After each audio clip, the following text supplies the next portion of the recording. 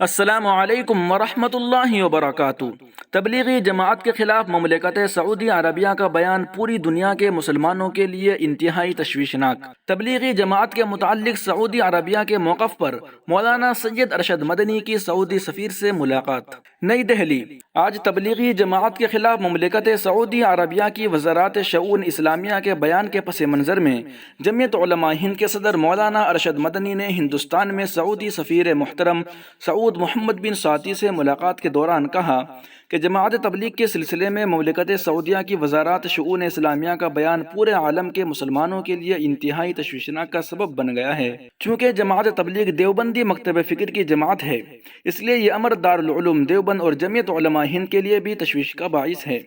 مملکت سعودیہ اپنے ملک کے اندر جماعت کے بارے میں کیا موقف اختیار کرتی ہے، ہمیں اس سے کوئی بحث نہیں اور نہ ہم نے کبھی اس سلسلے میں کوئی بات کی ہے، لیکن اس وقت وزارت شؤون اسلامیہ کی طرف سے جماعت تبلیغ پر جس طرح کی تہمت لگائی گئی ہے، صرف جماعت تبلیغ ہی کے لیے نہیں بلکہ تمام مسلمانوں اور خاص طور پر دین اور مذہب سے وابستہ لوگوں کے لیے بہت تکلیف دہ ہے۔ ہم نے یہ چاہا کہ ہم اپنی اس تکلیف اور جذبات کو مملکت سعودیہ کے سفیر محترم کے واسطے سے وزیر شؤون اسلامیہ تک پہنچائے اور ان کے اس بیان کے نتیجے میں کیا مشکلات اور بدترین نتائج دین سے وابستہ مسلمانوں کو پہنچ سکتی ہیں ان سے باخبر کر دیں۔